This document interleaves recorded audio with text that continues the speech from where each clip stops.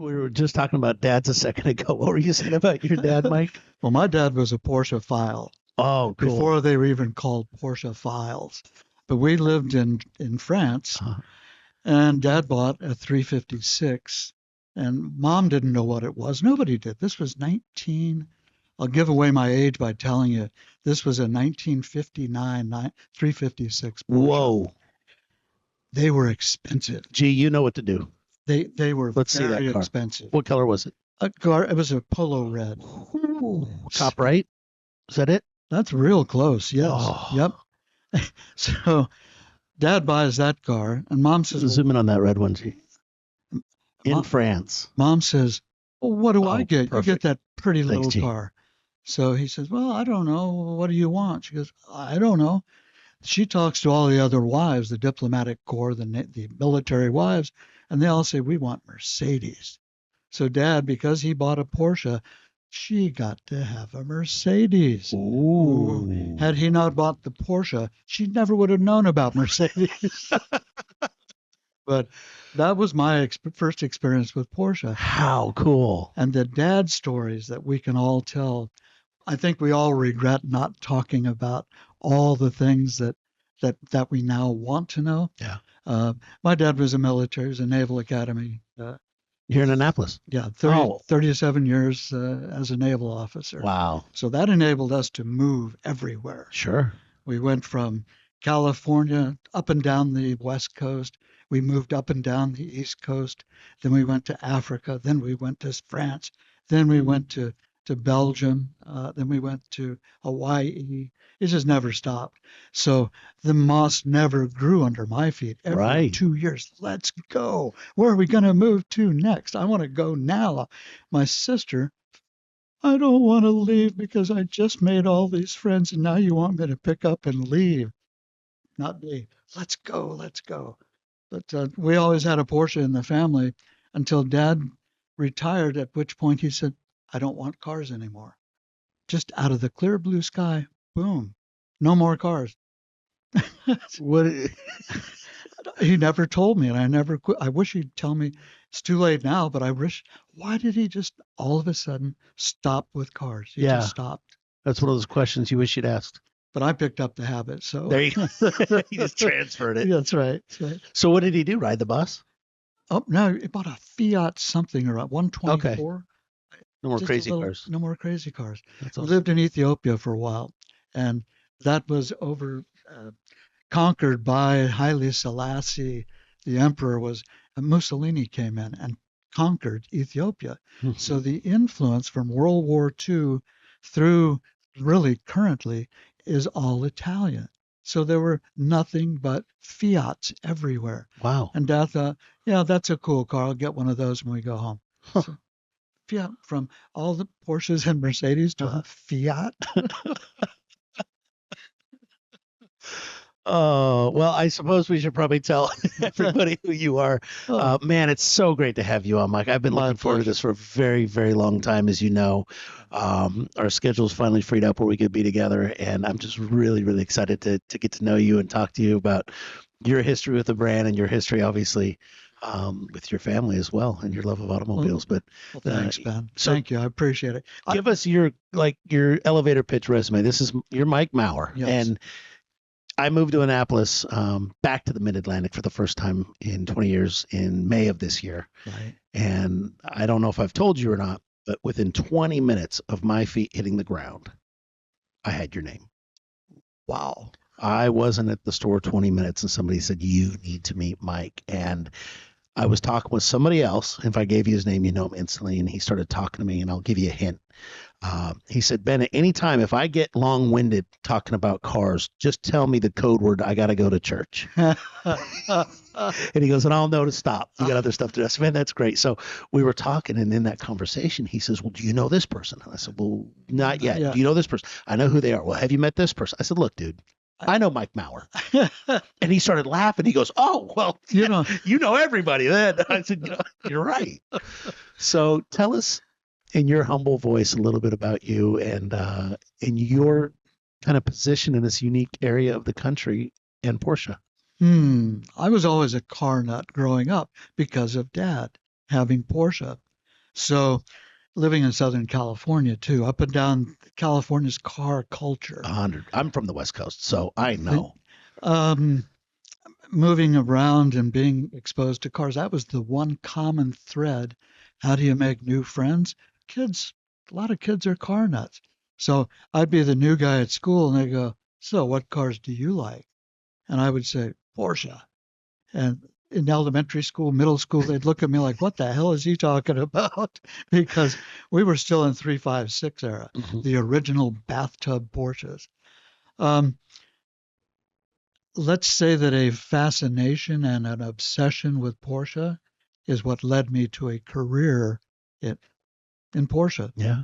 Um, I drove not very well, showroom stock race cars, and one of the dealers that I competed against said, "Hey, you want to sell cars? You've got the gift of gab. Why don't, and you know everything.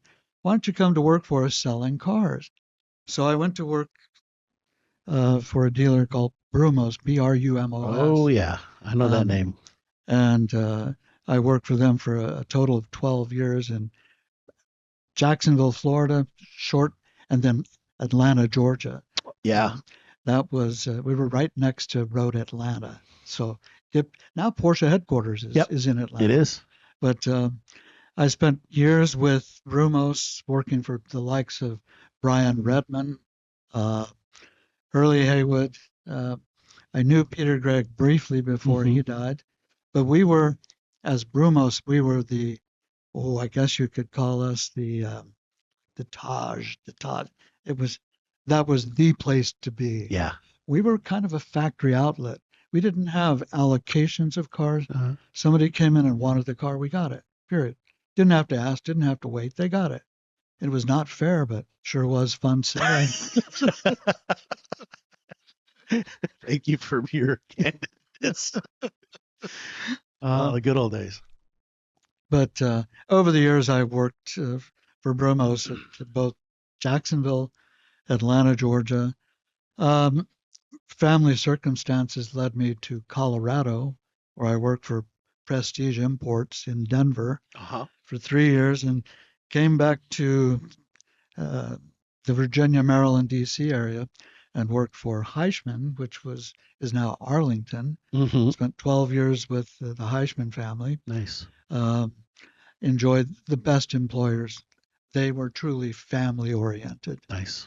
Spent a couple of years at HBL, which is now Tyson's, um, and then came to Annapolis the first day we opened. Hmm. Oh, Yeah, you're the inaugural there were seven of us. batch. I think I sent a picture over Yeah, earlier. you did. Do you have that picture that he sent up with the original staff here at Porsche Coming Annapolis? right up. Uh, but How cool. it was a gamble because I was living in Virginia and it was a 50-mile commute There each. you are. You have an age a day, Mike. Oh, there we go. Look at that.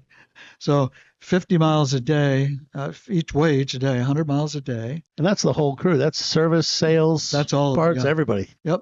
The whole shot. Left her. Yeah. From sales, everybody was a manager, and I declined to have a manager attached to my name. So every person you see in that picture has the title manager, Hmm. except me, And your title was what? salesman. Love it. Actually, I was called That's great. a brand ambassador, Brand ambassador. and then master brand ambassador. Mhm. But that was a crew. We opened this dealership in Annapolis 2008. That's when that was the mini recession. That's when everything Mhm. crashed. And the then general manager and I, Frank Donatoni, stood in the showroom after we'd been open about a week and looked at each other and just cracked up. We just laughed at each other and went, well, we sure picked a good time to open a Porsche dealership. The stock market's at an all-time low. Porsche's good. Uh, So what could you do? yeah. We made the best of it. Yeah. Built the business. General manager was a real car person Hmm. and a very good people person Hmm. and knew how to run a dealership. Um, I stayed here because of him. That's And awesome. suddenly my following followed me. Yeah. And after about 5, 6, 8, 10, I spent little shy of 14 years here. Hmm. Uh, that's why you heard my name so much. Yeah. No, it was I it knew was everybody. instantaneous. Yeah. Yours and one other name were given to me as people that were gonna, make this transition easier for sure. Right. And it's so phenomenal in our paths, especially as career car guys. I got in when I was 21. Yep. I was waiting to go to law school and figured I'd sell cars for a year. And like we Yeah. talked about earlier, 26 years later, here we are. No law school, no law degree. Well, mine was temporary. My thought was I'll sell expensive cars and only wealthy people can buy them. So I'm going to meet somebody who's going to hire me out of the car There you business. go. I truly believed Uh that. huh. And about 25, 30 years later, I thought, you know, they consider me a car guy. They're not going to hire me to do anything but sell them a car, They need me when they need a car. which is just fine with me. And that's the servant mentality that you have that I've always loved in getting to know you is we are here to do a job and conduct a service for our valued guests, and it's important to remember that that's our purpose, is to make this experience special, to Yep. make it exceptional, to Yep. make uh, a big decision easier and better.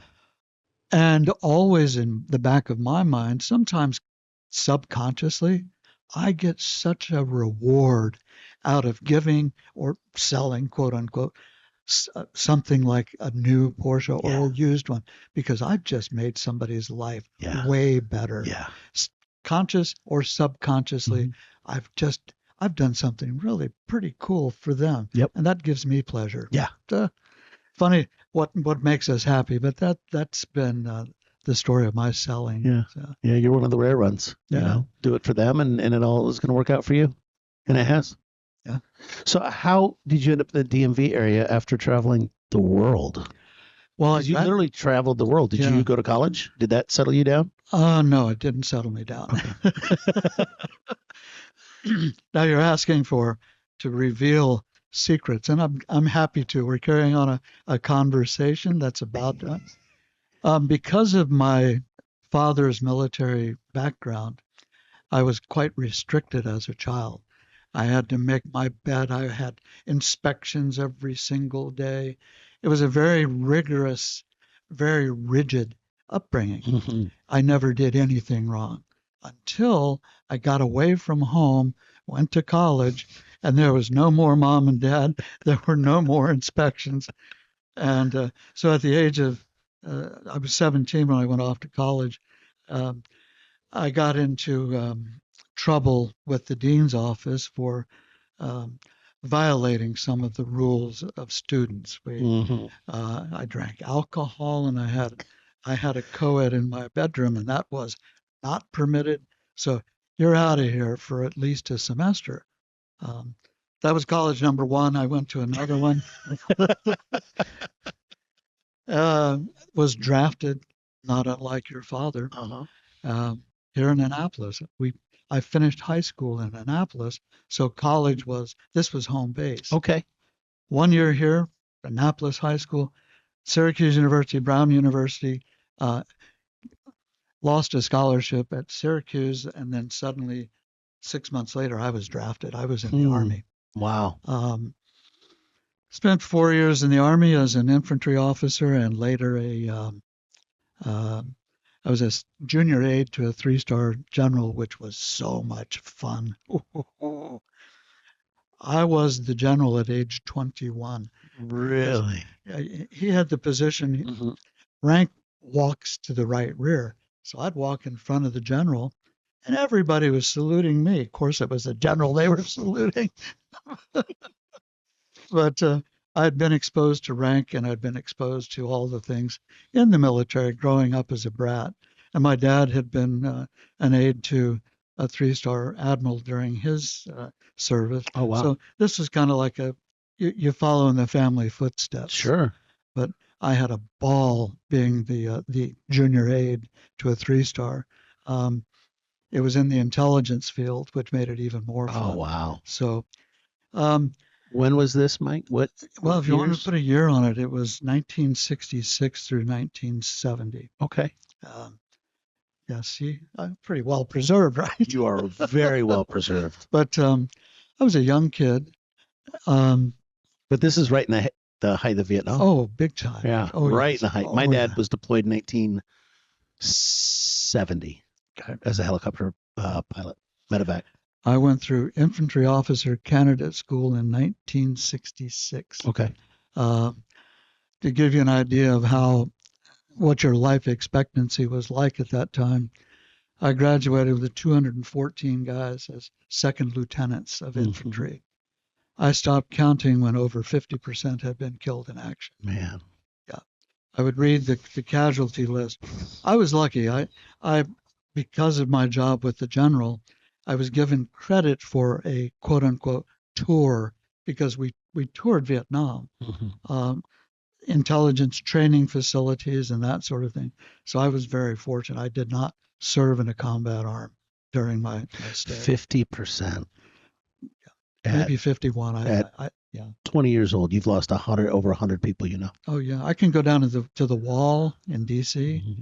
and I cannot go down that wall without breaking into tears. And I know the right time frame, and it's I feel very very fortunate to be upright, standing, and to have had such a good life. Yeah. I mean, I've been really lucky. Yeah. Oh, so Yeah. I took my dad to the wall um, over 20 years ago, and that's unforgettable. yeah, It's unforgettable. yeah, You can't watch a man experience those emotions and ever forget it. yeah. It's and you know, I'm not going to cry. I'm not going to get emotional. I'm going to just go see this beautiful memorial and put me on my knees. Yeah. So, but Yeah. again, I'm a lucky guy. At least I'm alive. I got to see it. Yeah, and I'm so grateful for the ones that did serve in any capacity. Yeah. You know, Yeah. I was at I was at a Thanksgiving breakfast one morning, and the family I was with, her dad was there, and it was my buddy's father-in-law, and we're sitting around the table, and I'm talking to him. I says, "Well, you were military, right?" He said, "Yeah." And I said, "What'd you do?" He says, "Navy." I said, "Oh man, did you go career?" He says, "Yeah, 22 years." So what'd you do in the Navy? He says, "Well, I was on a submarine." The guy next to me had a couple of drinks by the time we had Thanksgiving dinner, and he says, 22 years in the Navy. Well, you must have seen a lot of stuff." And he looks at me and goes, "Son, I told you I was on a submarine. I didn't see anything." and it doesn't really matter to me how somebody chose to serve our country. They all served in some way, shape, or form, and then their paths are different. And I didn't go, but the ones that did, I'm extremely, I have a reverence for sure. Well, Annapolis being the home of the Naval Academy, I didn't realize how small that community is. And I have a list at home of the Naval Academy graduates that I've sold Porsche cars to. Oh, cool. And I mean, it goes all the way back to the 1940s, 1948, 49, 50. Graduates. Yeah. Wow. Yeah. Some of these people really became well known. I didn't sell, but Roger Staubach is an example. Who's that? Dallas Cowboy quarterback. Okay. Hall of Famer. Yeah, Navy grad. Yep. Okay. He won the Heisman Trophy. Oh, cool. While here at the Naval Academy. Shows my knowledge of football. Well, I used to follow football like crazy. That's awesome. But that Academy Association, you talk about a built-in referral to business. Mm-hmm. You buy your cars from Mike, his dad's class of 48A. You don't buy anything. You want a Porsche, you go see Mike. So that's cool. That became kind of cool because I got to know all these guys, a lot of fun, very wealthy people, fun guys who spent 35 years in the Navy. Yeah. Just that was a great source, and I had no idea. Well, I knew Annapolis, but I didn't think about all these. There were a whole bunch of officers wanting Porsches. Automatic networking. Oh yeah. And they're all buying from an Army guy. How about that? I still to this day say, now understand, Ben, when you're in the Navy and you're in Annapolis, go Navy, beat Army. That is the after every formation. Go Navy, beat Army. I have pins at home to this day that say, Go Navy, beat Army. And I, even as an Army officer, would still say, Go Navy, beat Army. You are where you came from. Nature versus That's great. That is so great. Man, what a history. So by the age of 18, you lived everywhere. yeah, Yeah. crazy. You speak Yeah. multiple languages? I speak English and French very well. Okay. A little bit of a bunch. Hmm. I can curse in many languages. That's from the Army, I'm sure. Well, I went to a school in France that was international. It was in the studies were done in French, but it was an international school. We had kids from Turkey, France, Germany, all over the world. And the first thing you learn about your friends, how to curse in their language. How do you say blank, blank, blank? And you go, oh yeah, let me get the Yeah. pronunciation right. But I can swear a blue streak in 10 languages. That's awesome. That's hilarious. That's And very often, some of the slang curse words that I know, funny. I can get, and let's say an Ethiopian parking garage attendant, I can get them to do a double take like nothing you've ever seen.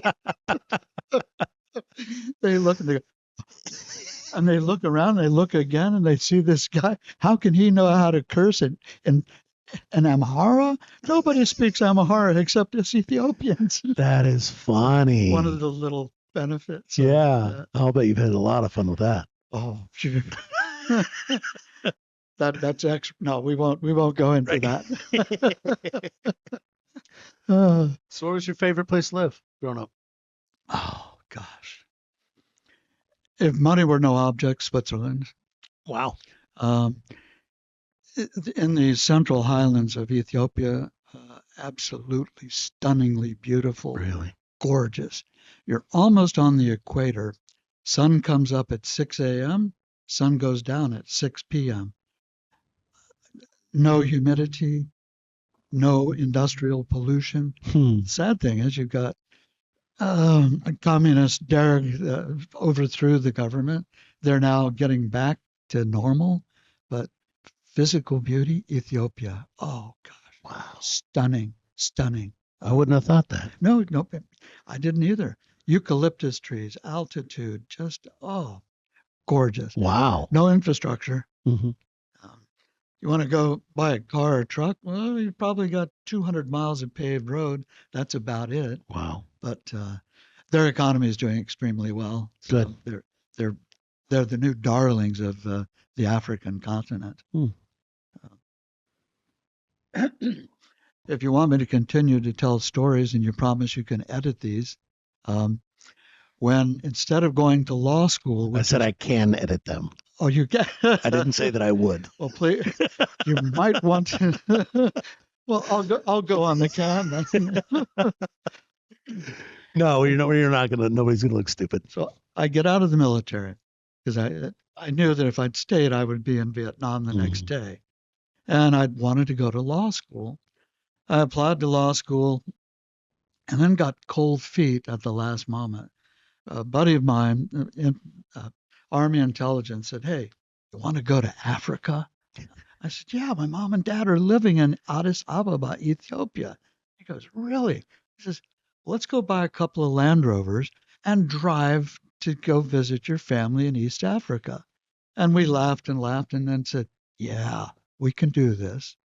So my friend Eric and I each bought a Land Rover, 4 doors. These were 109 Series 3, 1970, Oh, 1973. gee, we got to look this Land Rover up because I'm a Land Rover guy. That's a hard as one. well. I It's really it's like a 'em. Series 3. Didn't make them for a long time. What year was it? 109. This was a 74. 74 109 Land Rover Series 3. So 4 doors with a tropical roof, and we put refrigerators in the back, Mhm. small little portable refrigerators. So, and we thought, okay, now that we've spent all our money on the three, there you go. Which one is it? The top right there? Top right. Top right. Yep. So My buddy Eric had, Yeah, they were that's brown. That's it. classic.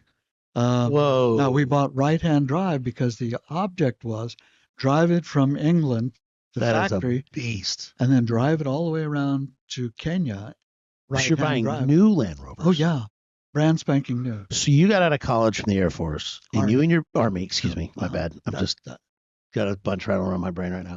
So you get out of the Army, you and your uh, buddy decide to go to Europe, buy brand new Land Rovers, and then drive them to Africa. mhm. Okay. I'd always wanted to go to Africa. Oh, seems logical. and mom and dad, they were living in Ethiopia. Yeah. Said, I know, I'll take the long way. I'll drive there. So anyway, after Eric and I each bought our Land Rovers, we're going, we need more money. So we put ads in the local college newspapers, Maryland, Georgetown, George Washington University, and said, anybody want to go to Africa? We put down year-long tour starting in Solihull, England, ending in Nairobi, and call if you're interested. And we had hundreds of kids wanting to go to Africa. So we selected 4 others, 2 for me and 2 for Eric, and off we went to Africa with this group.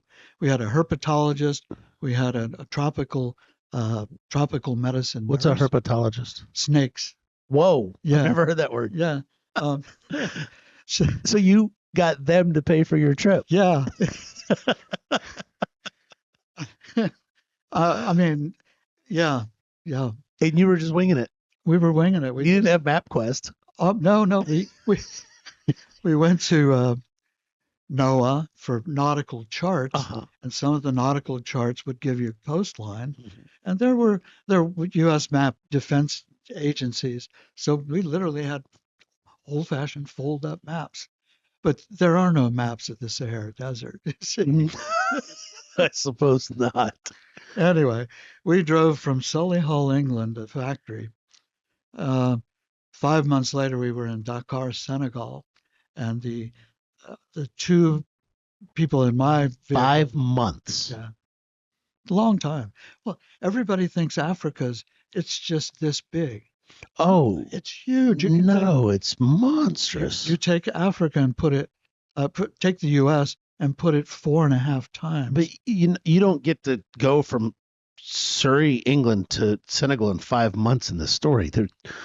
I mean, I can't imagine the things that happened in those 5 months. Oh, well, you didn't have cell phones. No. You didn't have anything but a fold-up map. You had no idea what the government climate was like. Compass, and I was a veteran, and my buddy Eric. And when you're 27 years old, I could do anything I want. I'm invincible. So clearly, we ended up splitting the group up. Did you just camp every night? Did you just buy food along the way and just pull over and set up a tent or sleep inside? Initially, we had tents and cots. After that got pretty tired and old, so we just used the cots and a lightweight sleeping bag. Sometimes didn't even use the cot. But after you get through the Sahara, you're ready for a bath. So I'm sure. My wife says never tell 2 stories at the same time because they won't believe you. We drive through. We're suspending that rule. We're suspending it. Yeah. I get through the Sahara Sorry, Desert. Mrs. Maurer. She won't watch. We love you. She won't watch. So we get through the Sahara Desert. We go into Dakar, Senegal, which is the capital city. They have one high-rise, huge hotel. We pull up like we own the hotel. These filthy, dirty Land Rovers. We pull up to do valet parking, toss the keys to the guys at the front door, and said, I want the best suite you've got with the cleanest, clearest water in the world. And that stayed at the hotel in Senegal. Wow. B.B. King happened to have been in Dakar, Senegal. This can be verified. We get in an elevator the next day. B.B. King, the artist and musician, is in the elevator. Whoa. It's going, and wait a minute. Have we spent too much time in the desert? Have I lost my mind? That's B.B. King. I thought it was a mirage. But What's the name of the hotel, Mike? I couldn't tell you, but it No, was the biggest the one biggest one. in Dakar, Senegal. Wow. Yeah, yeah, yeah. So I've been very, very fortunate. That is crazy. Yeah, yeah, yeah. We ended up going as far south as South Africa. Um, and you should have seen these Land Rovers, Ben. After after about 20,000 miles, it looked like somebody took sledgehammers. I'm serious. It looks like somebody just beat that. Oh, That's the original, though. That's what they used over oh. there. Well, we would be driving along through elephant grass, and you don't know really what's ahead of you except this grass. And all of a sudden, you're about 6 feet airborne. You go, oh, whoa, bam. And talk about take a beating and keep on ticking. Uh huh. That was indestructible, just indestructible. So that was a What? fun time. What an experience. So I spent all the money that was going to go to law school, and I thought I need a job now. I like cars. I can go. Yeah, I know about cars. I like Porsches. That's what got me into the car business. Yeah. You had to be one of the most interesting first year car salespeople in the history of the world. Holy cow. I learned early on. And you didn't go sell Land Rovers. Yeah, You went straight to Bromos. yeah. Porsche was my passion, Yeah. but I also learned that when you're selling something, you don't want to tell people about you. You want to hear what they want. And I sure I can tell stories all day and all Hmm. night. Nobody cares. I want to hear about you. What did you do? Uh, because everybody's got something to say. And Well, I think one of the things about one of the abilities to be a good salesperson is you have to be curious. yeah, If you're not curious, then you can get by. You can close deals.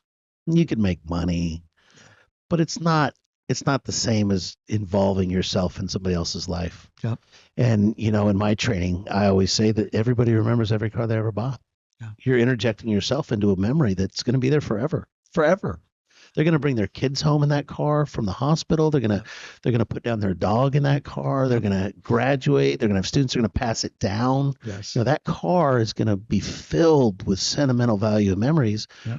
and it's all going to be tied back to you and how you made them feel the day they got it. Yep. Yep. And you can truly set that path in a very positive direction. I've always believed that. Early on, when Porsche started their European or tourist delivery program, um, I had a bunch of people ask me about it. I said, "Hey, why don't we organize a little trip?" So And go to I said, Senegal. I said,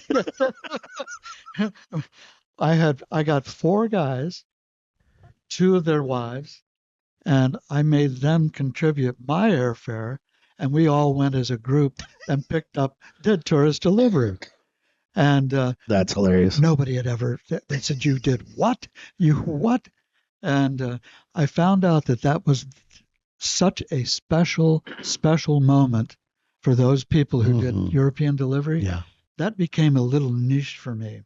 And I didn't go that frequently. I've been three times, Okay. but Cool. I'll bet oh, 100 people over the years that have done tourist delivery because that's the most memorable way I knew to give those people something that was unforgettable. So, for those that don't know, what goes into European delivery of a new Porsche? Uh, How incredible is that experience? Oh, to deliver a new car to someone? Do you mean? Well, what is it for the buyer? For Oh, those that haven't done it, that have heard about it, if you were to tell somebody the hundreds of people that did it because of you, what did you tell them? oh, the words really didn't matter.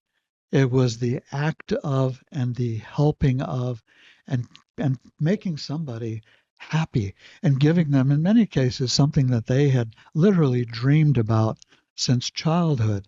And there's so much satisfaction to be derived from seeing even the kids sometimes go, "Oh, dad, oh, dad, oh, dad." Um, Sometimes the wives didn't like it so much. Sometimes the husbands didn't like it when suddenly their wife wanted a Porsche, which is, but the, the the most satisfying thing was literally being able to help someone get a new or a pre-owned Porsche. So in a European delivery, they build the vehicle to your specifications Right. in Germany. Yep.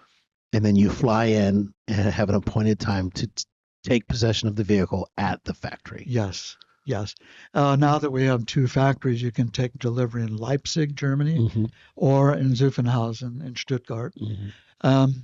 There isn't really a price concession, but there is an experience that you will never forget. Yeah. Driving the car in Europe with 30 days of registration, insurance paid for, that's a memory in and of itself. Yeah. So, but I loved doing that for people, and they were the most loyal clients I ever had. I'm sure. Guys would be in our transient economy. There are people in Florida, Ohio, California, Oregon, Washington. Hey, Mike, it's Joe Blow. Remember when I did the tourist delivery with you? Can I do it again with you? Absolutely. It was like, oh boy, I get to do it again for That's us. so special. So there's a whole lot of satisfaction behind the scenes Yeah. that people never really, who cares what the salesman thinks about what he's doing for somebody?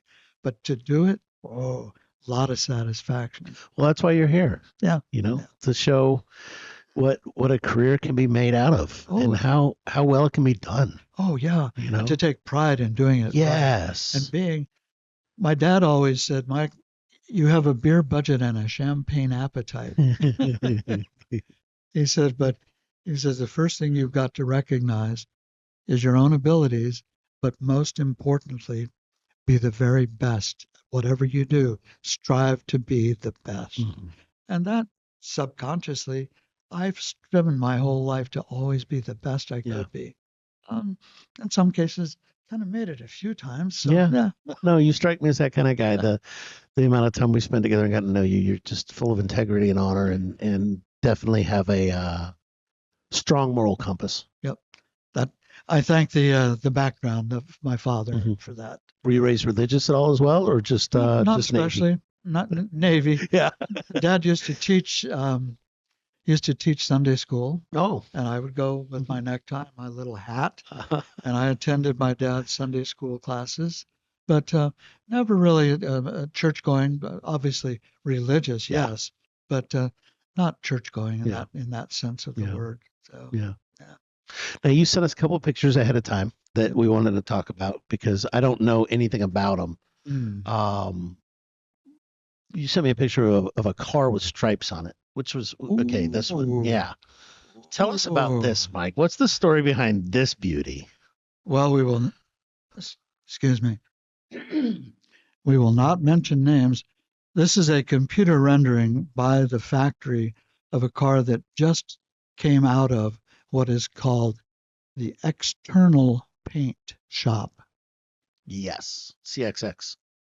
Way beyond CXX. Ooh, way beyond CXX. There's more curtains to Porsche. There are more curtains to Porsche that it takes a long time to learn these curtains. External paint. Do you need more water? I'm good, thank you. External paint. Understand Volkswagen and Porsche own Bentley. They own Lamborghini. And they also have external, away from the factory, paint shops to do the Bentley, some of the Lamborghinis, and those who are wealthy enough or knowledgeable enough to have their car done at external. This is one of those that's just been done at external. It's all hand done. There are no decals. It takes from 4 to 6 months to have the car done. The most famous one of those is called Danny Blue, and I've sent a picture of that. Do you have that, Jeet? It's a blue car, bright blue. Mm-hmm. Anyway, the picture we just saw is there's Danny Blue. There it is. Now Danny Blue, the guy that's standing facing us, he's the man on the left. That's Michael Maurer. Now my name is Michael Maurer. Yeah. I used to get his emails quite frequently. Really? Because people at Porsche would drop down and see my name and send me the emails.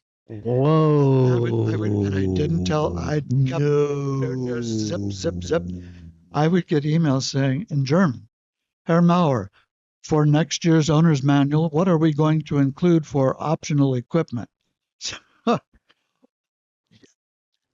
You told this story? No, a couple of people have known about it, but I This is crazy lucky. oh yeah, and I'm eating this up. I'm going, Whoa. whoa, look at, oh man. So that's Michael Maurer, my namesake on the left. The man standing to his right is a close friend and a 35-year client of mine. And that's his first external paint shop paint. The paint on that car is better than any car you will ever lay eyes on. 4 months of hand laid, hand done, very expensive, I might add, too. A lot of people say that they're crazy. The paint on that car was quite a bit more than the price of the car. So I've been with Porsche 6 months. I've had 2 general manager launch trainings. Each time I feel like a Freemason. Yeah. I'm, I'm moving down the levels like the Church of Scientology. I'm just getting deeper and deeper. And so far I've only been introduced to paint jobs in the $40,000 to $50,000 range. But as soon as you showed me that striped car, oh my gosh, that's got to be Yeah. hundreds of thousands. Yeah. Yeah. Now, there's Michael Maurer again in Danny Blue, So what was his position with Porsche? chief designer. He's FPAG in yeah, Germany. he is the head of Porsche design.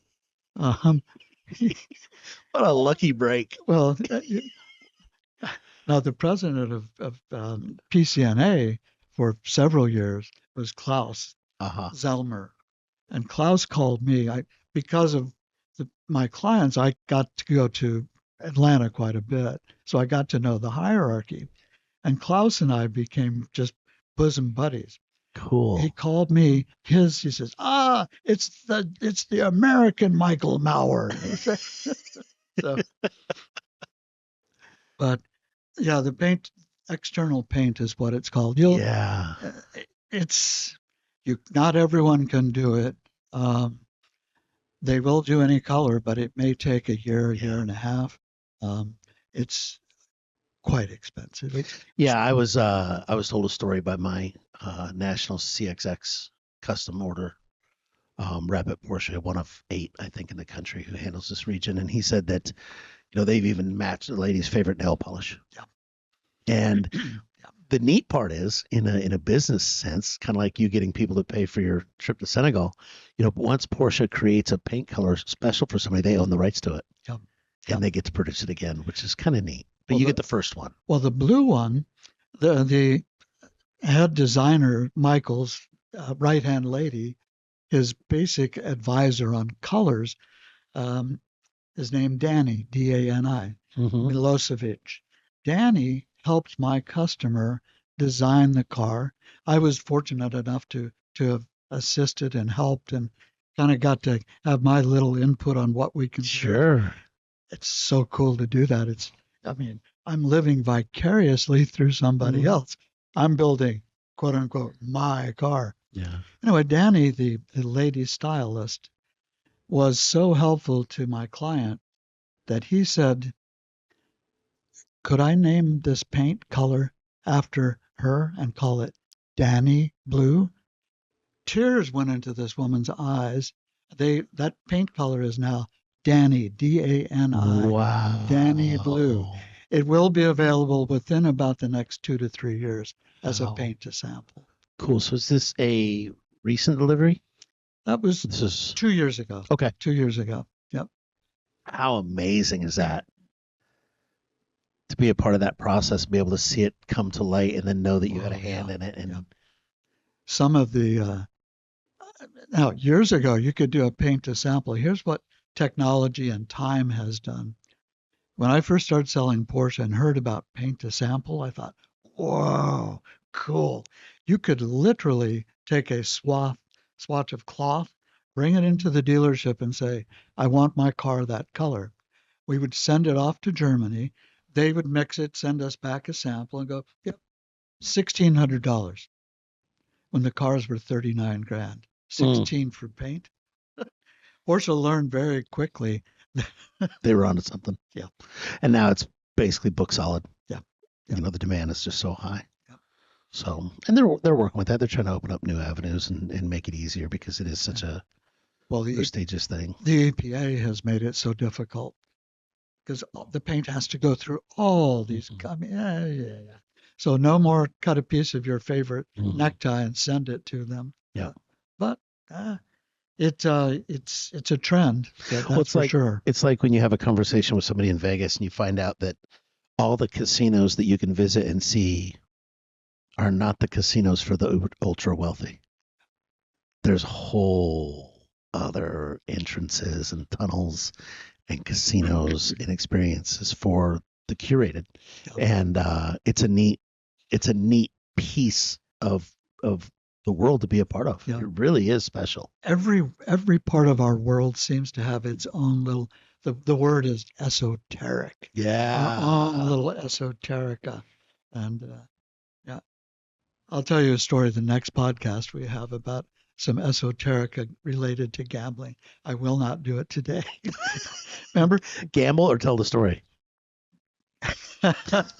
Neither one. Your wife's not here. She's not here. You're free. No. Let it rip, Mike. No, Let it rip. the Land Rover story was enough. And If we sit here for 3 hours, we won't run out of stories. Promise you that. well, I promise to. Yeah. But just to see, I've been so lucky to have seen, courtesy literally of this one man who became a close friend. And quite frankly, Ben, it was based on trust. It Mhm. was based on this man is quite wealthy. People always they want things from him. They're always begging for money or cars and the relationship I have with this gentleman is based on trust, integrity, and friendship. Yeah. It has nothing whatsoever to do with money, Yeah. nothing at all. Yeah. It's and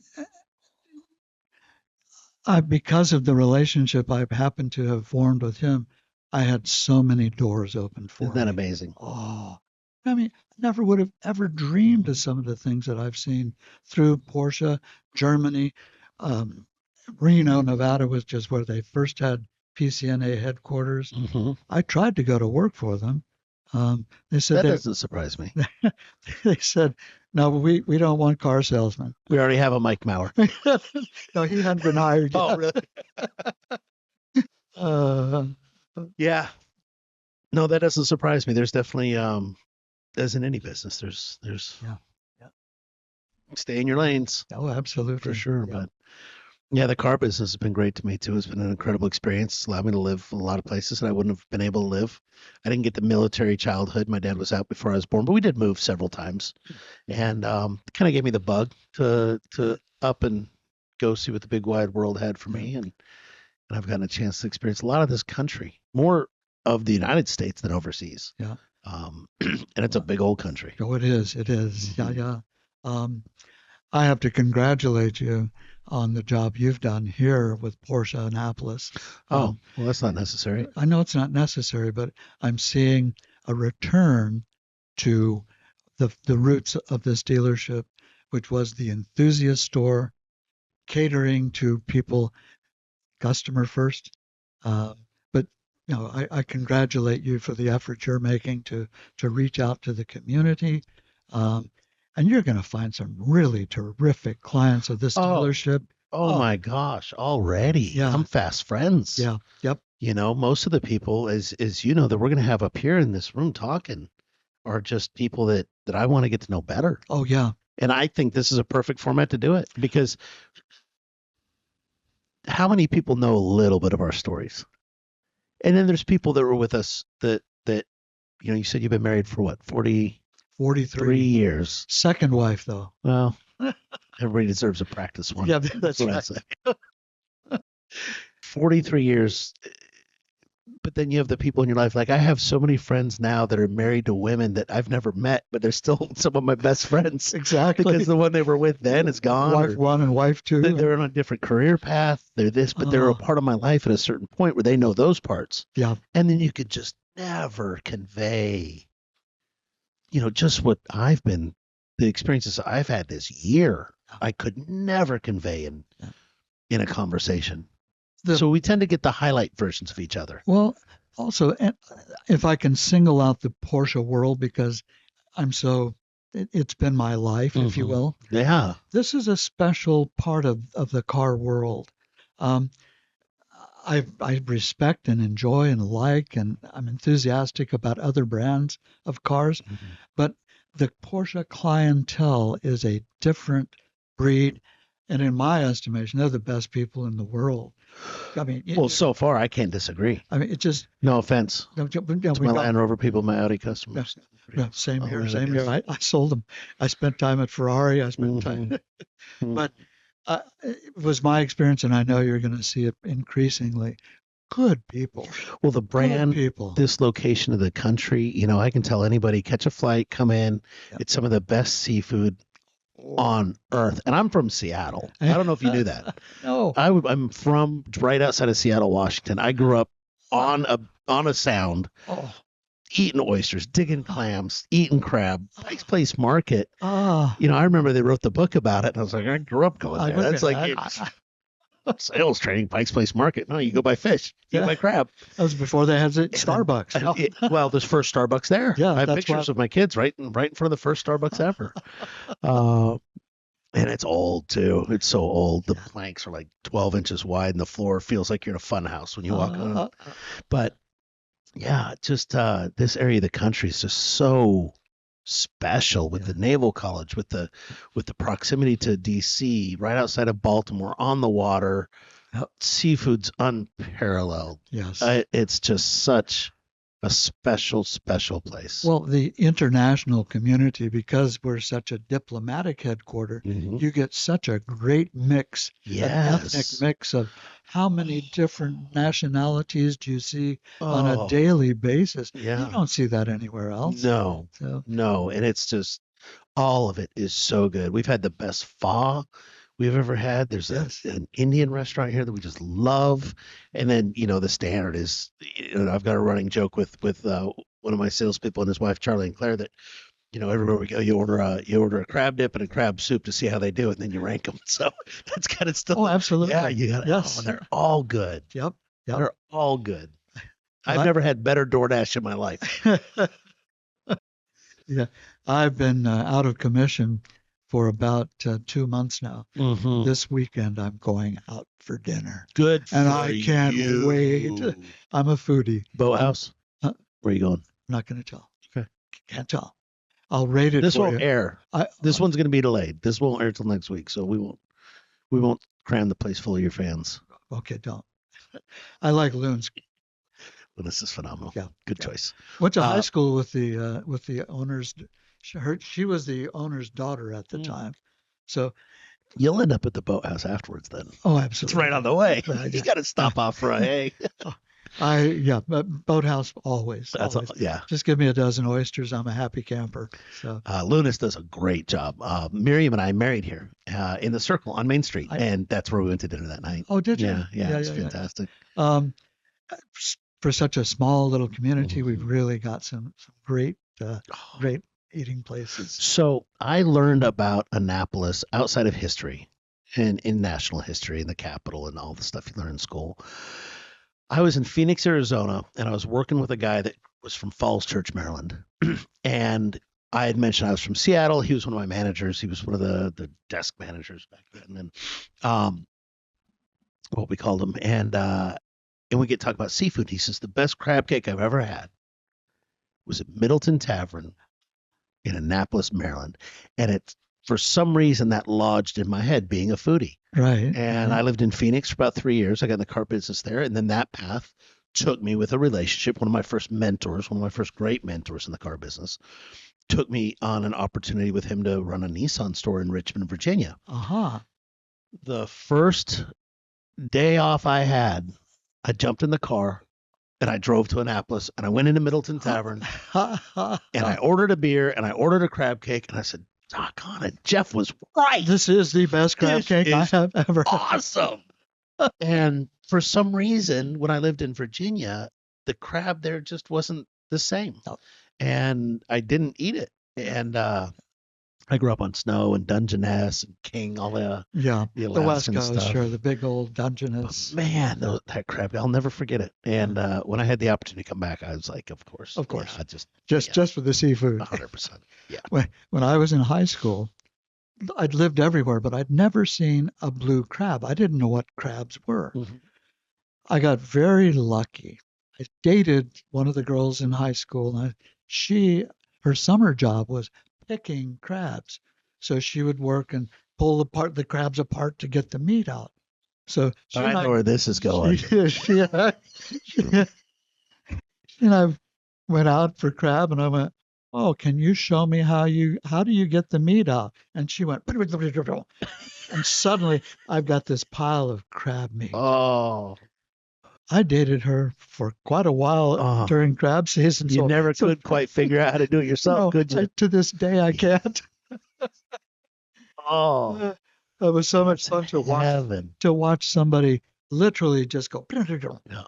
and all the crab meat. So One of the favorite crabs I ever had was in Las Vegas, and it was back when they had the buffets, and one of them had an all-you-can-eat snow crab, and I ordered it clearly. And this is the 90s, and they served it cut long ways through a bandsaw. really, So each claw or whatever was just cut the long way, and you could just peel it right out. The problem was it was cold. oh yeah, So it yeah. was so convenient for mass quantity Oh, crab eating, exactly. I could get a chunk and not have to pick. but it was cold. And I Oh, was like, no, snow crab's supposed to be warm and in butter. And I think that's how they kept you from eating a lot of it back then. maybe, who knows? And then I end up in Florida where we have the what are the name of the crabs? You eat the claws, the jumbo. Why am I drawing a blank? Do you Google the crab claws we eat in Florida off the Atlantic side? I can't remember the name. They're one of the only seafoods that's harvestable because they just take one claw every year and it grows back. Huh. So they'll grab a bunch See? of crabs, and then they just snap them right off in the boat And and throw the crab back. Um, interesting. what's the name of that crab? Why can I remember it? Stone crab. Oh, Oh, yeah. stone crab. And they I've get heard of them. Yeah. huge. Look at the top right there. Holy good Gee, they gosh. get so they sell them by the size. You pay by the size. Oh, Small, medium, large, jumbo. But they're great. But they serve you can get them steamed. I've actually never had those steamed, but that's a super flaky crab. It's huh, really unique huh. to Florida. But they break off one claw and then throw the crab back, and then in 3 years it's got the claw back. So it's a Conservation. sustainable resource. Yeah, Pretty sustainable. cool. Absolutely. What a good. Hmm. I've never had a stone crab. Yeah, if you ever make it to Florida, go during that Oh, season and try them because they serve with little. Everybody's got their own little kind of got a way of. local way of Yeah, eating it, yeah, but they yeah. come out with a pre-cracked. They hit Well, them with a hammer first, and then you just kind of pick through them, and they got a mustard sauce. They're well, delicious. whenever I go somewhere else, and if I see crab, or I don't, because why? I'm in Annapolis. I don't have to have crab, That's but true. I can get the best here. So I remember when I used to see crab legs for 14.99 a pound, I'd buy them. Like that was the fourteen floor. ninety nine. Yep. When I hit that, boom, snow crab night. I've seen it 5 times since I've been here. I couldn't care less. Yep. Yep. Yeah, I'm gonna do crab cakes. Crab cakes. Not even put in the effort. Oh gosh. Oh man, what a life we've lived, huh? It's crazy Yeah. stuff. Yeah. So foodie, you've eaten food. Do you remember eating? What was eating around the world growing up like? Was that out at restaurants? Did you go with Yeah, dad? a lot because Dad was active duty Navy, but he was also an intelligence officer. So he dressed quite frequently in plain clothes. Hmm. And we went to the best restaurants in Europe, Oh, uh, to the point where my mom decided she wanted to learn to cook. And we lived just outside of Paris. And mom had allergies. Now, why do I say she had allergies? The therapy was allergy shots. They'd give her a shot in the left arm, shot in the right arm to build an immunity to allergens. hmm. Next to this clinic was the Cordon Bleu cooking school in Paris. No. Mom says, I'm going to go to cooking school. She did a part time every week, went to Cordon Bleu in Paris and learned to cook. Now, a lot of it rubbed off on me, but most of it was I had better food at home than most people will ever have That in is restaurants. phenomenal. She taught me how to make sauces. Yeah, I that's want a special skill. that's the one thing that I do and I do well. But uh, we ate in restaurants that were quite famous. Mhm. Five Flies. Does that the Five Flies restaurant? I believe is still open. No, In gee, let's have a look at the Five Flies. Is look that in Amsterdam. Look for Amsterdam? Five Flies in Amsterdam. Uh, That one I have not heard of. that was the big place to go to back 50s, 60s, 70s. Um, is it still open? Can we tell, Guy? Yes, it It's is on still Trip. open. Yeah, it's on Yeah. TripAdvisor. Hmm. Is there a exterior? What is this place like? Right Is on it a a? canal. It was a Baroque type building. But Oh, right. Yeah. my If you mother go, my mother collected, yeah, right there. yeah, Good job. Look at that. the Five Flies. That was a world famous restaurant at the time. And funny story, my mother collected demi-tasse spoons Hmm. and ashtrays because this was the smoking era. Hmm. And I have at home right now an ashtray from the Five Flies Do you really? that the maitre d' gave to my mother when she offered to buy it. She said, Wow. "I love this ashtray. Could I buy this from you?" "Oh no, madame. No, no, madame. Please take this as our gift to you, and we're happy to have you here dining with us this evening." I That still have it at home. I that's keep cool. threatening to mail it to them to say, "Hey, you guys can. Nobody else smokes, but maybe they do in Europe." Uh, Oh, I wonder if they still do. I don't know, but I'm glad that. Thanks, Guillermo, for pulling that up so I can see that That's so Yeah, cool. of there's course. still. Yeah. What else? Oh, You grew up in the famous eras, man. well, my grandma and grandpa from Wyoming. Um, Grandpa was a lawyer and a politician and a banker in a little tiny town in southeast Wyoming, and in his own way was pretty well off. Hmm. So Grandma and Grandpa would come and visit us in Europe every 6 months and take us everywhere, all the good places. That's We go, amazing. Grandma and Grandpa are coming. Oh boy, Uh-huh. oh we're gonna go to the best places, and yeah, so Wow. So where did they take you? everywhere. They're from Wyoming. It had to be an experience for them too. Well, yeah, Grandpa was pretty well traveled. Was he? Grandma was not. She just was along for the ride. Mhm. Um, all over Germany, all over Holland, France, Switzerland, and a surprising one. This is for a real foodie. A little country called Liechtenstein, Mhm. little principality. It's in kind of crammed between Germany and Switzerland. I think it's now known for banking, or has been as the Swiss rolled back their privacy laws. Mhm. Liechtenstein sort of opened up their secret banking by the numbers, and I stopped there just wanting to see what Vaduz, that's the capital town, what Vaduz was like. And I asked the guy at the hotel, "What's the best restaurant within a 50-mile radius?" He goes, "Two doors down." I said, "Really?" He goes, "No, no, that's where the royalty eats." I went, "Royalty?" He goes, "We have a prince here in Liechtenstein." So, anyway, I went next door, had a 5 course, did not pick. I chose the chef's menu. Mhm. Best meal I've ever had anywhere. Best ever. What was on it? I gotta know. Stuff you've never even heard I of. believe you. That's why I asked. I don't know. Fish, I don't know what type of. I Just don't know. It was oh each bite was, oh my God, oh my gosh, oh my God. wow, that's so cool. Other Ethiopian food. Ethiopian food can be really, really good. Um, it's spicy. Mhm. Um, they say it's spicy so that they can kill all the germs in the meat that's not refrigerated. Right. But they use a spice called berberry. Mhm. And I heard a quote about berberry, the spice. Berberry one little mouthful of Burberry is the equivalent of a month of Mexican hot sauce. It's that hot. You Wow. want to see real hot? Burberry is the way to Let's go. find a Burberry hot sauce, G.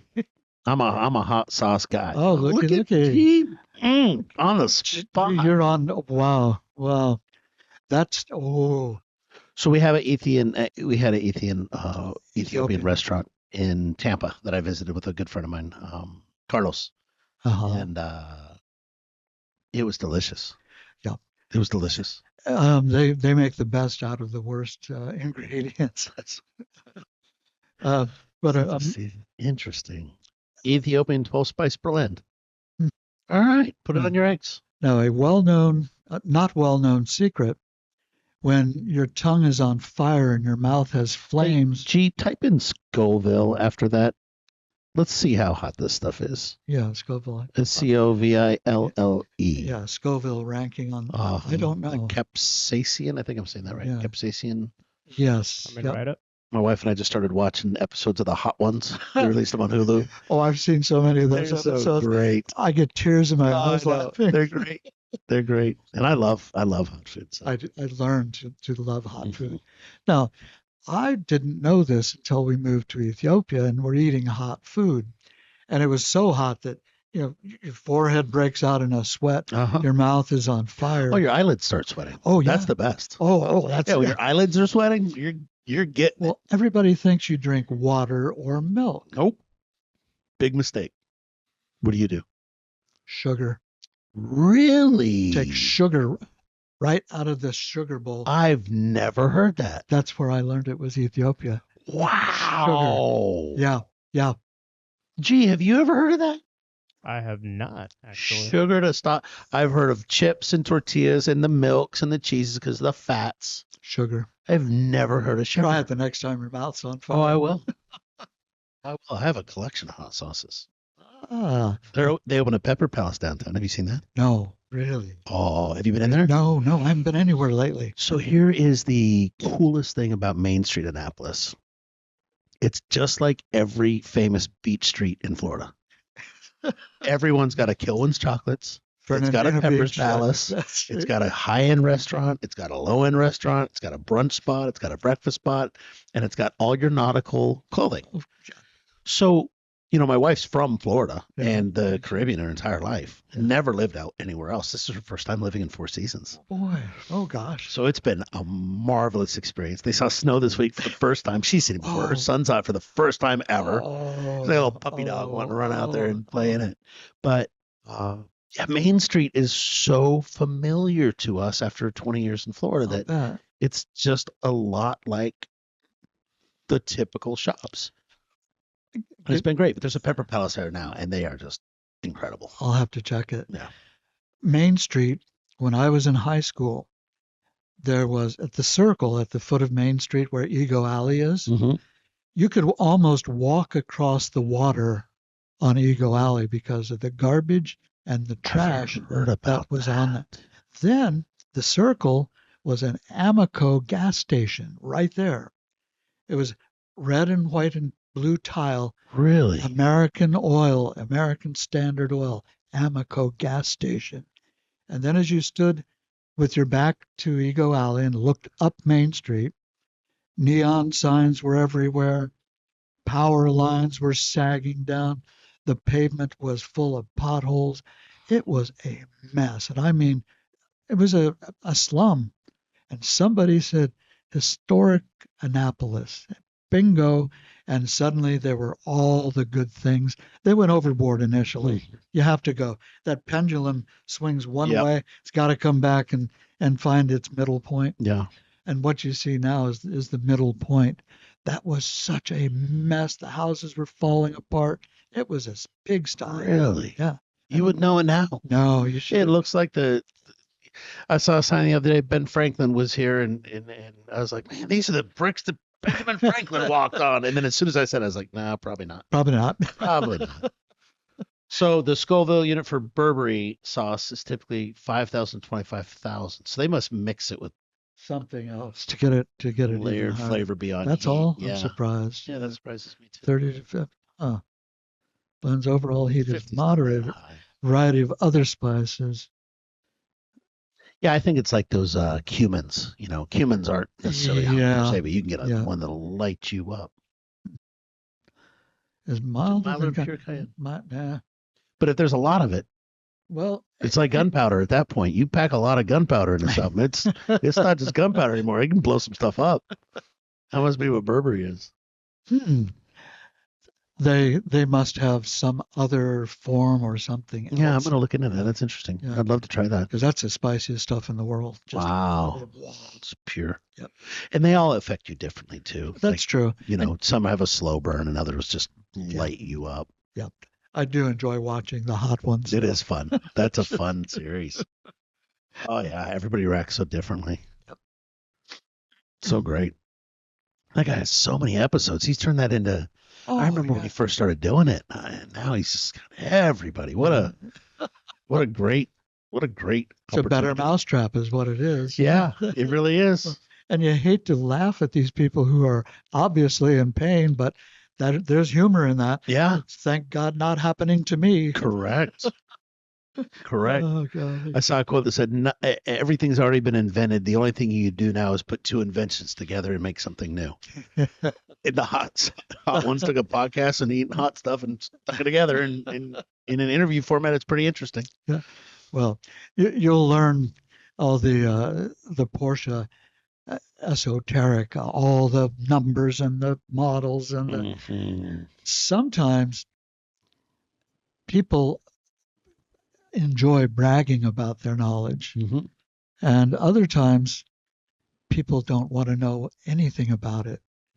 So you wait for them to ask you what you know about it, and I've learned a lot just listening to people. Yes. Porsche Club members, for example, some very, very good clients and friends out of the Porsche Club, and they know that I have a pretty strong background, and they always try and play Stump Mike. That'd be a good podcast episode, G. Yeah, for sure. Do a game of Kahoot up here with Mike Maurer. I worked with a man named Could be a Chick. little segment. I worked with a man named Chick Stanton. Chick did the one lap of America. They go sea to shining sea, drive from New York City to LA as fast as you could. Chick did it twice, finished third once, but Chick was a co-worker of mine for about 10 years. He was encyclopedic of his knowledge of Porsche. And he and I played I Can Stump You for years. Really? And you talk about get a crowd of people around watching to see who was going to outfox the other. Wow. I go, oh, who's your money on, Mike or Chick? Who's your money on? Who's going? That's cool. Extraordinarily knowledgeable. Whoa, was he smart? Where's he at now? He passed. Did he? Yep. He was Porsche salesman number 20 something when he started in 1959. My goodness. Yeah. He's a legend. Yeah. He was a legend. That's so cool. I enjoyed working with him. The man wouldn't talk to me. He'd make eye contact, but he would not talk to me for, I'm going to say, 3-4 months. Yeah. That's the way it was back then. Because I was the new guy that came from Brumos. Yep. And he'd been there for 20 plus years. Is this at Arlington? It was Heisman's, which is Arlington. Yep. And then one day on a Saturday morning, we're having the pre-opening coffee. He came up to me and said, "You know what, Mike?" And I was shocked. He actually spoke to me. He said, "You know what? You and I are the only two guys that should be allowed to sell Porsches here." I was so complimented. Oh my gosh. Chick Stanton said I deserve to sell Porsches. Oh. But that's so cool. One of those, he didn't speak to me. No, they didn't back then. No, hell no. You're my competition. And there's probably a couple in your career you didn't speak to either, Mike. Maybe one or two. Just 10 or 15. And then you felt bad. Or 20. No. Maybe. That's the way it was back then. Oh, yeah. New guy. Yeah. Hey, new guy, I'll forget your name. You won't last. Or somebody would come in and they'd say, "Hi, we were recommended. Your name was given to us. We called earlier." Yep.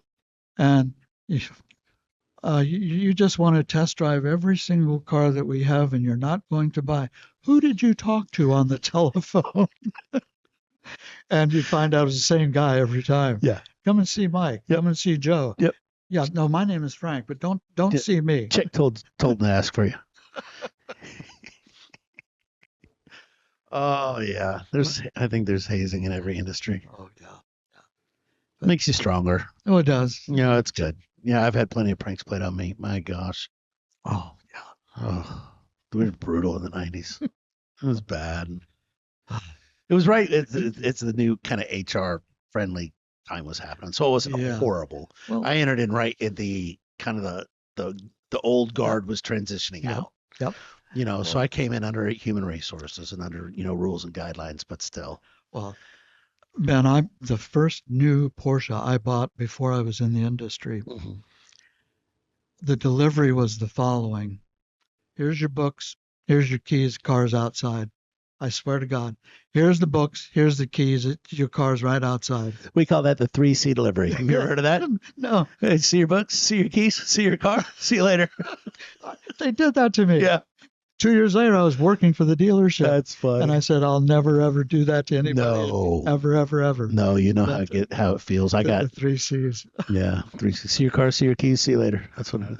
All right, back at a little technical difficulty that happens. We were just talking about the technology in here, Mike, and yeah, the number one feedback from this is everybody wants closer angles, and G's a mastermind with this technology stuff. He does a really good job. So we've got some really cool edits he's put together where it almost looks like that is what's going on. Neat. And he told me he would do that in the beginning, and I was like, okay, if you think so, and it's turning out awesome. He's just a master.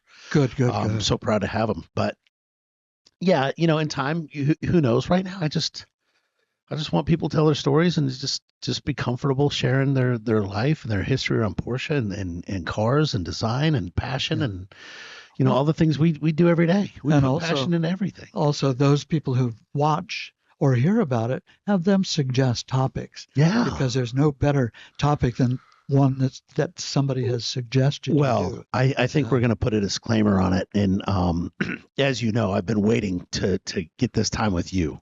Thank you. But I've been thinking about putting a disclaimer on that says, in a free-form discussion, we may present bad information. So feel free to correct us in the comments. Please, yes. Because that's where you can tell us what you want to see and where you want to go with this.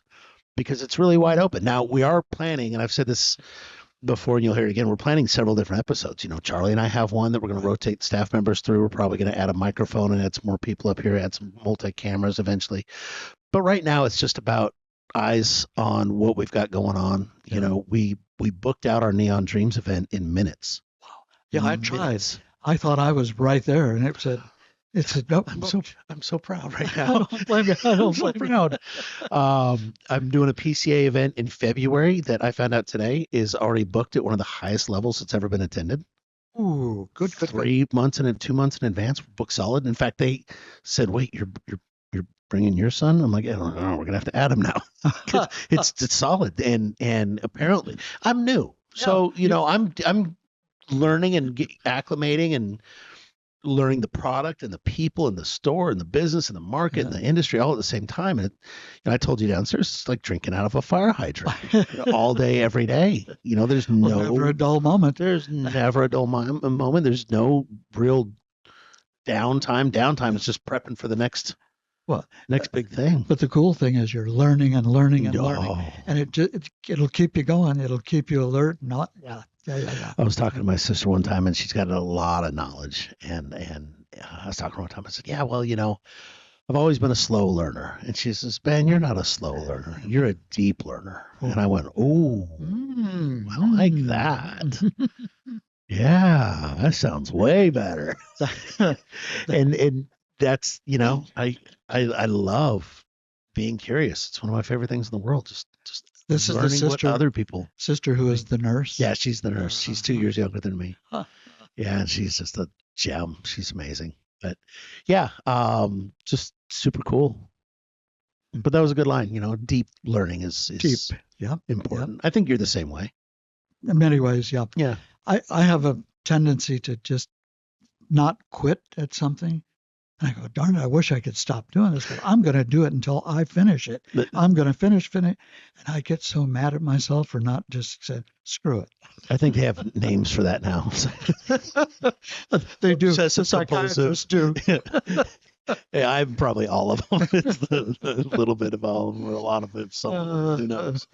Yeah, I'm the same way. If I'm interested in it, man, I just want to know everything. And that's what, I've had 3 track days this year Really? on the track with Good Porsche. for you. Yeah. That'll make a true believer out of you. Oh, instantly.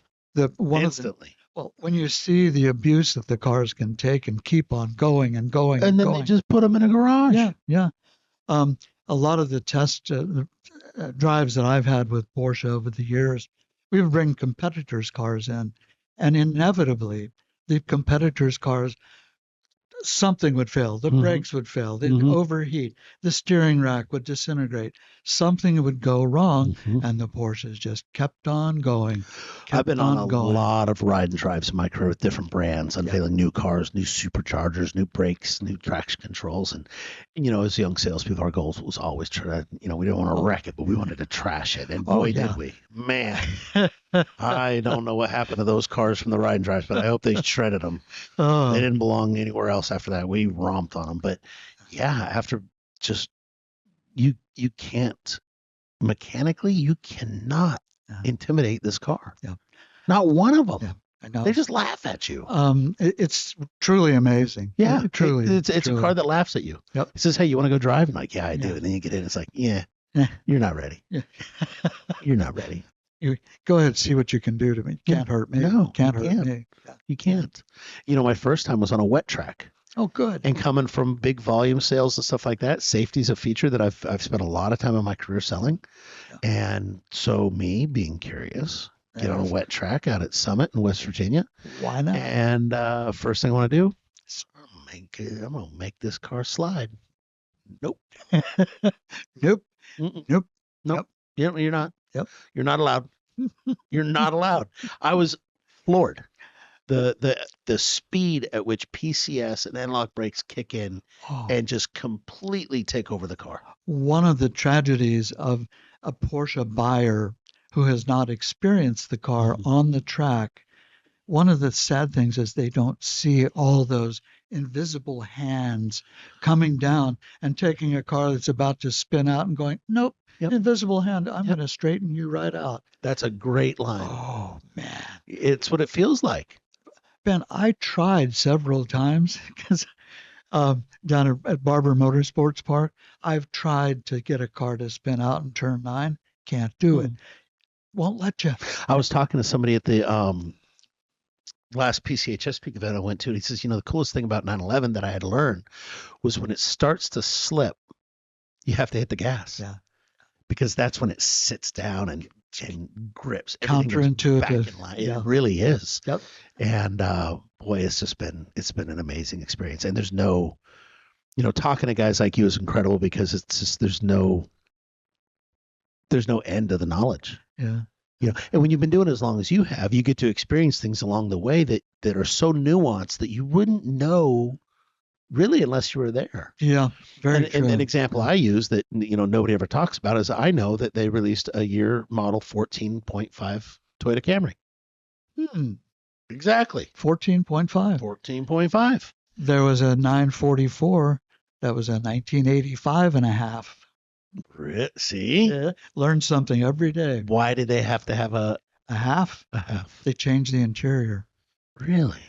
It had been a 944 when it was first introduced. Show us a 944 so that, these Porsche guys, for those at home. The 944 was initially a 924 designed for Audi. Okay.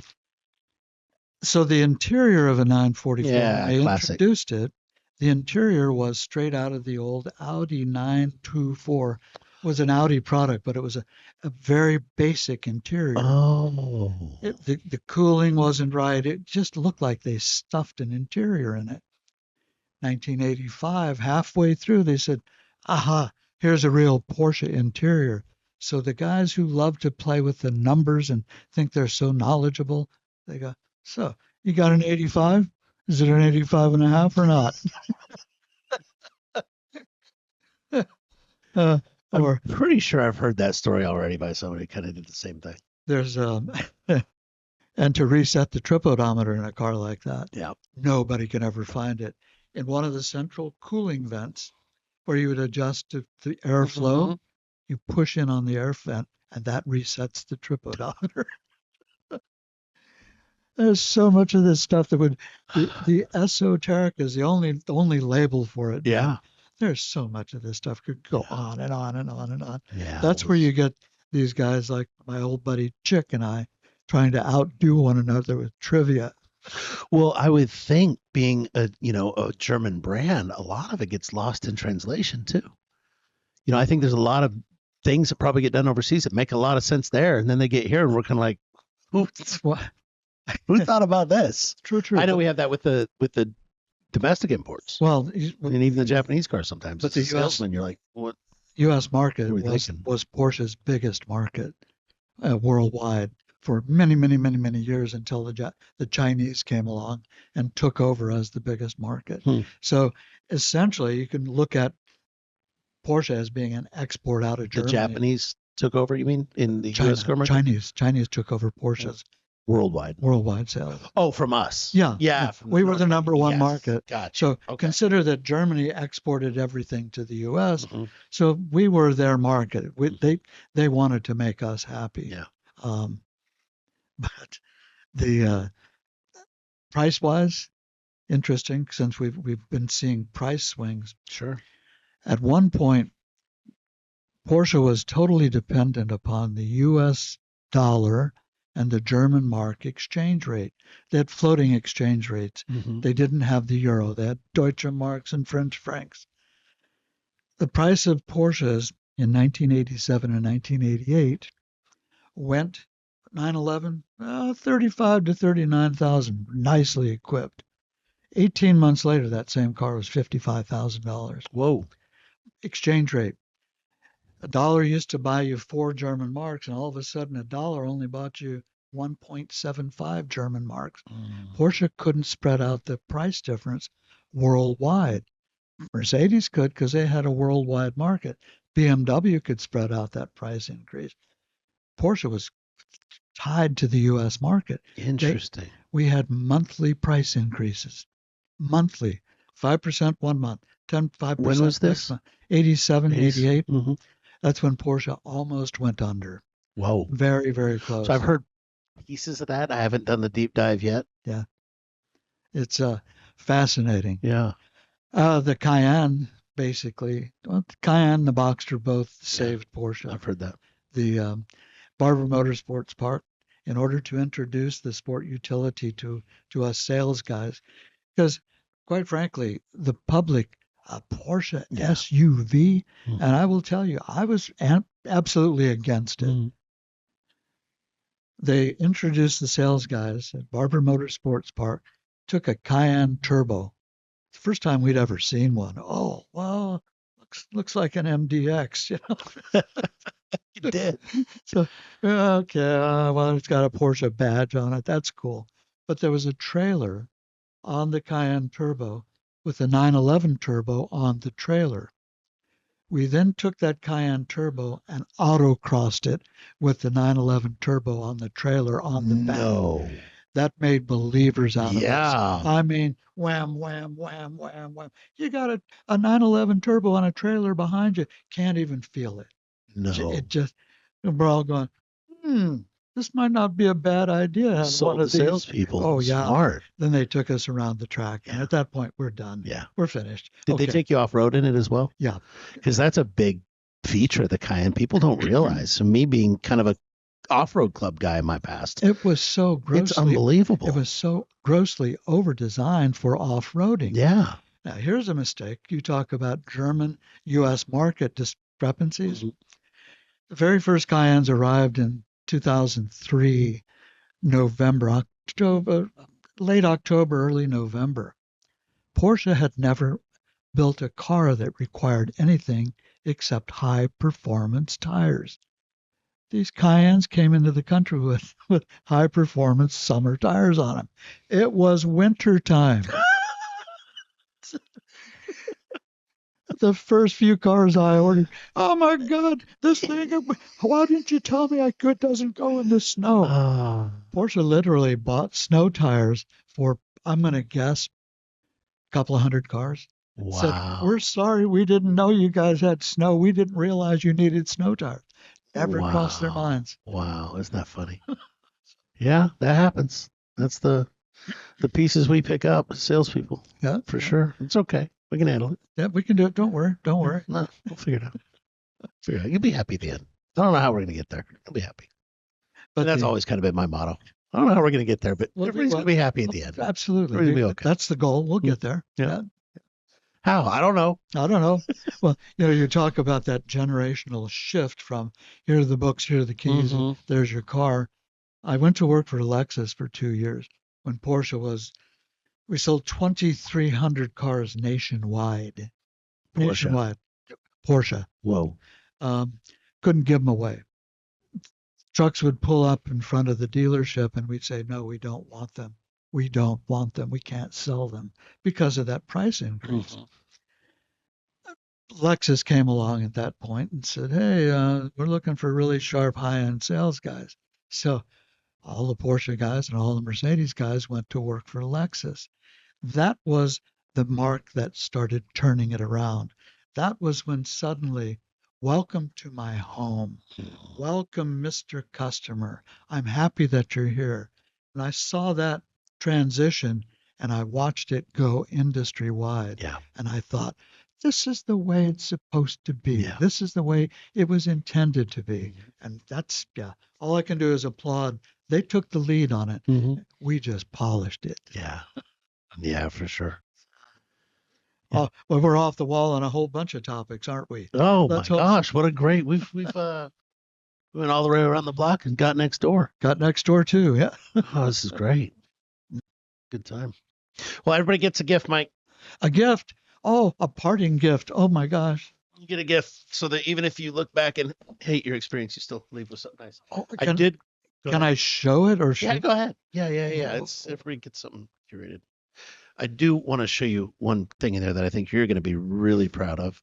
So Porsche is marketing the "There is no substitute" ads this quarter. So that's a exquisite 105 tins poster for you. There is no substitute. Thank you. Thank you. So I'm sure you'll Posters. find it. Well, perfect. Absolutely perfect. Ooh.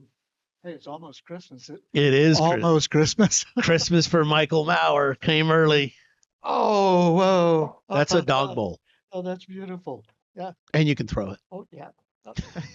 Doesn't hold enough for my dog. But... What kind of dog do you have? Bernese Mountain Dog. Oh, wow. For the last 30 some odd years, we've had a Bernese Mountain Dog. That is very cool. We kind of got adapted. It's a habit forming breed. Yeah. Have one, you want another, and another, and another. Fitting for a Porsche guy. Because once you own one Porsche, you'll always own another one. Ooh, true. You'd be amazed at there are communities out there that are Porsche and Bernese Mountain Dog owners. Really? There's a guy relatively well known in the Gee, can you show me a Bernese Mountain Dog? I'm not. Bernaise? Bern, B-E-R-N. B-E-R-N. Bernese. I don't know that I know that breed. There are a couple of well-known Porsche people who have both. One is a guy named Jeff Zwart. Mm-hmm. Oh, is that it? Yeah. Oh, that's a beautiful dog. Gee, see if you can pull up a picture of Jeff Zwart. Z-W-A-R-T. So that you're holding in your hand, you're one of the very first to receive our own coffee table book. Oh, this is the one. Oh, very cool. Finally got it. Oh, look. Oh, I know this place. Yes, you do. I've been there. Yes, you have. Thank you, Ben. You're welcome. You are welcome. Thank you. Jeff Zwart. Jeff Zwart owns the record for Pikes Peak hill climb Oh, cool. in a 911 Turbo. He races Pikes Peak every year. I was lucky enough to have met him several years ago, And we discovered we were born in the same hospital in Long Beach, California. No way. Then we started talking about what other similarities do we have, Jeff, other than the fact that we are both Porsche files. He says, "You got a dog?" I went, "Of course I've got a dog." What? He goes, "What kind of dog do you have?" I said, "Bernese." He goes, "No." "You have a Bernese mountain dog?" "No." He goes, "No." And he starts pulling me out pictures of his Bernese mountain dog. He says, "You didn't tell me your wife's name." I said, "It's Terry." He goes, "Stop. My wife's name is Terry." I went, "Not spelled like my wife. My wife's name is Terri." He goes, "You're right. My wife's name is spelled Terry." But same hospital, same Same dog, passion, same same wife, dog, same wife. Wow. So, but that's Jeff is a photographer, a race car driver. He's quite well known in the Porsche That is world. so cool. And anytime you see the back page of Panorama magazine, Uh-huh. it'll be one of his pictures. Oh, really? Yeah, Oh, neat. always does it with a cell phone. Good. He used to do commercials for BMW, Mercedes, live commercials, Mhm. and he's got pictures of his Bernese Mountain Dog pushing the cameras along the track. That's cool. But he's a name that Bernese Mountain Dogs and I uh, that opened a door that was a lot deeper than some of the Yeah, others. for sure. There is no substitute since 1948. And that could be a one and done. I don't know if we're going to have more of those. That was a special shipment. So Well, thank you. you're welcome. I'm flattered. The book since 1948, and you say, ha ha ha. And another poster. There is no substitute. And that's a fact. There is no substitute. There It's truly really not. once you get in them and drive them and experience them, it just keeps swallowing you in. The Porsche, the people.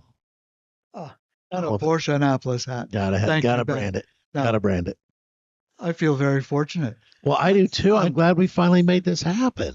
Well, we can do it again. We will. Again.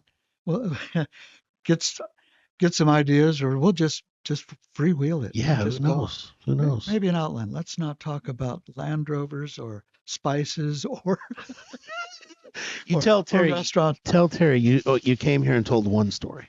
I'll tell her I told two at the limit.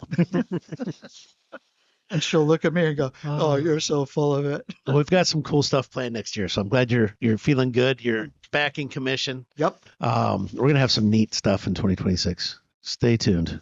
I can't wait. Yeah. Yeah. And they're booking quick. Good. So, yeah, love to see numerous podcasts, Yeah. more. And then you get following, and it's geometric. Yeah, maybe not. Maybe it's just local and eyes on us, and That's maybe not a bad thing either. maybe everybody finds out about Mike Maurer. Oh, no. You Ben get to go Miles. on. I didn't know this about you. Maybe you're on CNN next week talking about your stories. It's been a real pleasure. It was great to see you, my friend. It is. Always. Same. I'm here. so glad. Oh, good to see you too, Ben. see you, really. buddy. We'll do this again soon. Yep. All Thanks, right. Guillermo. Absolutely. D, you're the man. Great job. Thanks, everybody. We'll see you next time. Take care. Porsche Annapolis. Cool. That was fun.